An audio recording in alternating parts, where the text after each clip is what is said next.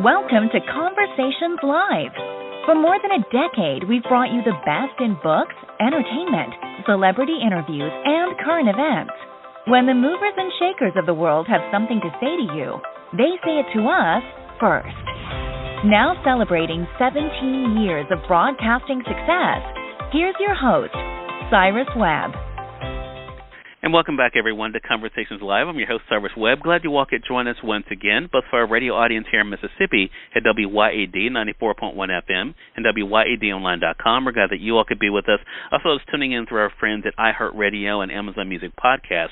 Glad you all could be with us as well. New York Times bestselling authors Shannon Hale and LeUyen Pham are joining us today to talk to us about their brand new book called Friends Forever, the newest book in their series.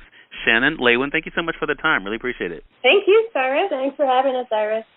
Hey, I really enjoyed this book. I'm glad I got an advanced copy of it. And what I love about it so much is that, of course, it talks about the importance of friends, but also knowing oneself. And that's one of the things you guys have been able to really kind of capture in this series. So, Shannon, what has it been like for you to see the way that message has been getting through to readers? It has been amazing. I've written about 40 books, and a lot of them are novels. And I've never had a reaction like I did with the first book in this series, Real Friends. You may imagine that when you're writing a book that usually I write fiction, and this one is a true story. This is this is memoir about the troubles I had with friendship and other things growing up. And it felt very silly to me to be writing about myself. So I thought, but I'm going to do it because I knew my daughter at that age, she needed a book like this. And it was amazing when the book came out. A week later, I was meeting kids who had read it 25 times already. It blew my socks off. I had no idea that so many people had been feeling the same way that I had and took comfort from seeing it depicted honestly.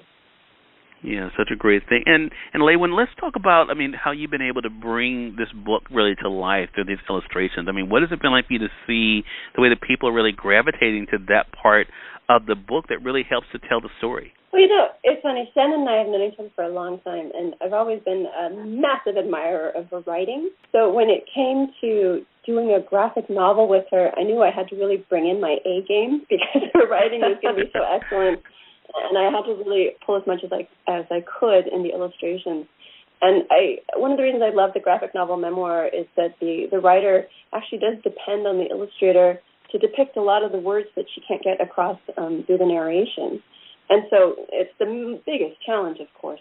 Shannon writes these very complicated boxes. This is what goes into these illustrations, and it's on me to try to communicate as much of that as possible. So it's really difficult, and yet at the same time, she's a good friend of mine, and anytime I'm putting down a drawing, I'm doing my best to see what's in her mind, and I'm hoping that whatever it is that I'm drawing communicates what she's feeling. So you're sort of channeling another person when you illustrate a graphic novel that you yourself haven't written. It's a very different skill set. It's a tough one, but at the same time, there's something lovely about it in that you do manage to somehow get into each other's minds. And in these books, particularly Shannon, little Shannon, she goes through a lot. And it's difficult to sort of experience some of these harsher scenes with her when she's arguing with friends or when she's feeling anxious or when she's feeling alone. And I take a lot of solace in that, in understanding that as the illustrator, I'm always with the character in each of the pages, so I get to frame her in the way that I want her to be. Yeah, by making a graphic novel, the character is never alone, even when she is alone, because the illustrator is there with her, which is it's a very sweet idea. Yeah. Shannon, the thing that comes through really big for me in the book, because I think it's expectation, right? Shannon in the book, is dealing with that expectation not only of her friends, but we see it a lot in the family. And especially like in the restaurant, the dad saying you have expensive taste, or, after doing really well playing, the violin, hearing these messages from your parents. What was it like for you to mirror that angst that so many young people feel when it comes to being themselves at home and trying to be the person their family wants them to be? Yeah, that's a great question. When I was young, the way my home was, my family, you just assume that's normal. That's what everything is. And so I'm doing everything I can to please my parents and to be the kind of person that I think they want me to be.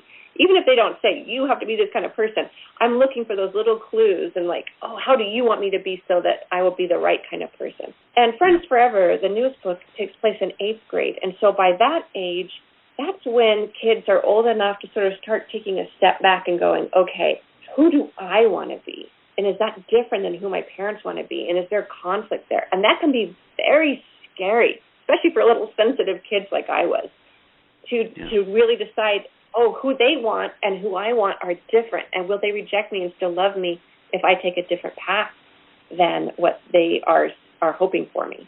8th grade is such a tough year for that. You're trying to figure out who you are. You're trying to identify who you're going to become. And as parents, adults, they actually try to influence that a lot. And so there's like a convergence, or actually not a convergence, more of a conflict. A conflict of trying to determine who you're going to become. And that can be really confusing for a 13-year-old. Yeah, and my parents were very well-meaning, and what they wanted was the best for me, and they're giving me advice based on what they know. But when it's in conflict with what's inside of me, that's very confusing for a kid of any kind. So I hope that just reading a book like Friends Forever, what it does is it gives kids a chance to look at someone else's experience from arm's length. And then even if their experience isn't exactly what mine was, it can help them analyze their own and feel through their own a little bit safer way. Shannon Hale and LeUyen Pham have been our guests. The new book is Friends Forever. Shannon, LeUyen, thank you so much for this time. I really appreciate it. Congratulations on the new book, and looking forward to having you back on the program again. No, thank you so much. Thanks so much, Cyrus. Have a good morning. You as well, and we thank your audience for tuning in to another great segment of Conversations Live. Make sure you guys head over to Amazon.com to be able to get your own copy of the book, or your favorite local bookstore. If they don't have it, I know they'd be more than happy to be able to order a copy for you. And we thank you all for tuning in to this episode of Conversations Live.